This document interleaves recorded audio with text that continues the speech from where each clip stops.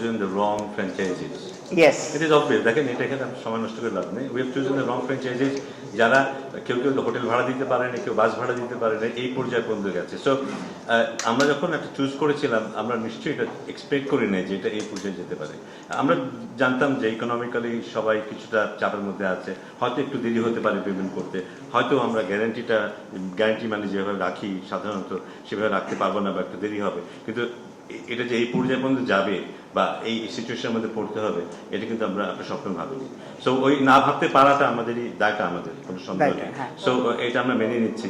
But মিঠুর মতো আমরা এটা ভালো করেছি, এটা ভালো করেছি, এটা ভালো করেছি, এটা আমি বলতে যাবো না, কারণ ভালো করার জন্য আমরা এখানে এসেছি। সো দ্যাট ক্যানট বি বলার মতো কোনো কিছু না।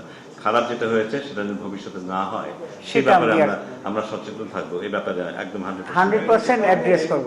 আগে বলেছি বোধহয় একবার যে আমাদের আদর্শ প্রিপারেশন বলতে যেটা বোঝায় সেটা হয়নি, একেবারেই হয়নি।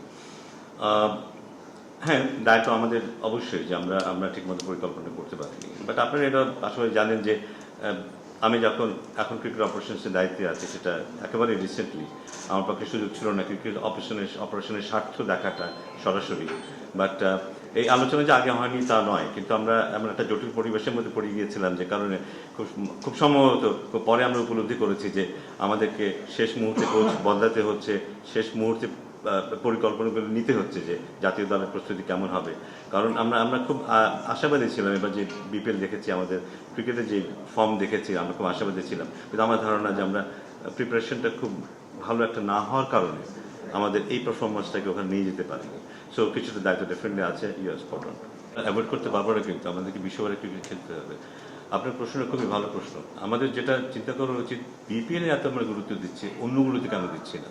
আমার মনে হয় এই গুরুত্বটা যদি আমরা আমাদের ফার্স্ট ক্লাস ক্রিকেটে দিই, সমান গুরুত্ব যদি আমরা আমাদের 50 ওভার্স ক্রিকেটে দিই, আমাদের ক্রিকেট আমার মনে হয় 2 বছরের মধ্যে 50% উপরে উঠে যাবে, আমার বিশ্বাস।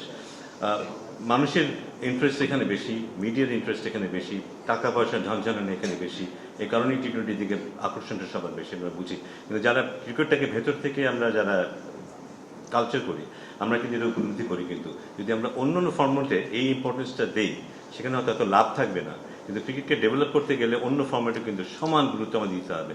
সাধারণ মানুষ হয়তো সবাই দেবে না, কিন্তু আমরা যারা ক্রিকেটের লোক, আমরা যদি দিতে পারি, আমি শিওর যে আমরা ক্রিকেট মানে তাদের ডেভেলপ করতে হবে। Thanks for your question. আমি একটু অ্যাড করছি, আপনি একটু দেখেন এই প্ল্যানিংটা মানে টাইম স্লটটা কিন্তু আগেই করে ফেলা হয়েছিল।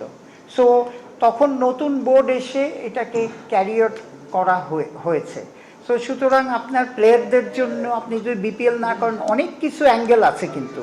সো ওইভাবে দেখলে ইট ইজ নট যে বিসিবির একদম প্রায়োরিটি, কিন্তু সব যদি আপনি ক্যালকুলেশন করেন, সেই জন্যে বিপিএলটা ওয়াজ মাস্ট করার জন্যে। বলেন। হ্যাঁ।